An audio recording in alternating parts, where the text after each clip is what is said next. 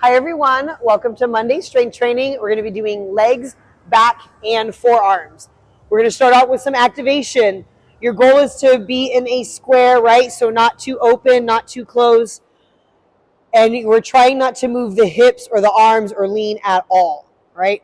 I'm going to tuck my knee into my chest, and with my knee I'm going to draw the biggest circle I can without rotating my hips out or turning my belly button away from the ground, all right? My belly button is facing the ground. That's where we want to keep it. So I'm going to go one in one direction. Again, drawing the biggest circle I can with the knee.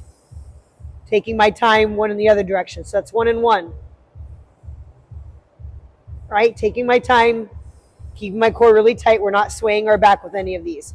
So it's going to be 4 sets of 5 reps per direction per side. All right, for our first leg exercise, we have our paws above parallel box squats. Keeping the same technique we've been practicing all cycle, right? We want our hip crease right above parallel, our kneecap. And I'm going to stay in that squat position, even though I sit on the box. I'm not going to sit back like this and then come back up. So this would not be a good rep. This would be a good rep, not deviating from that path. This is going to be 5 sets of 3 reps building. Our first back exercise is going to be Pendley Rows. We're going to go palms up for this one, and I just want you to grab right where your arms are going to be hanging.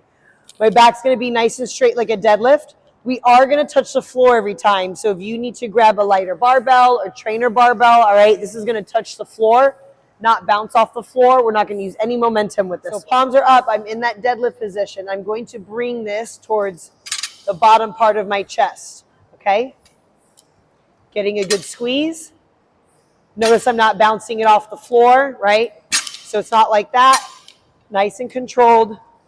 Making contact every time, not pumping your body for this one.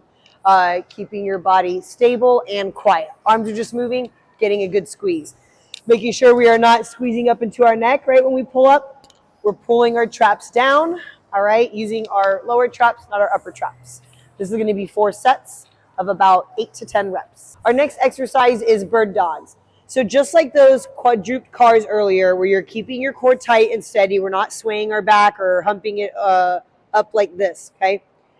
Focus on keeping this super steady and stable as you reach out. All right, notice you could try to hold a glass of water on your back, right? That would be the goal. So if you can only keep it steady to here, because every time you go here, you extend or the hips bobble left to right or sideways, then maybe that's your limit, okay? If you're more successful doing it all on one side rather than switching, that's fine as well. You guys can do the reps however you need to, as long as you're successful at keeping this tight. We're going to go 4 sets of 20 reps total. Our next back exercise is single arm fat grip row. All right, so you're going to see 2 handles like this.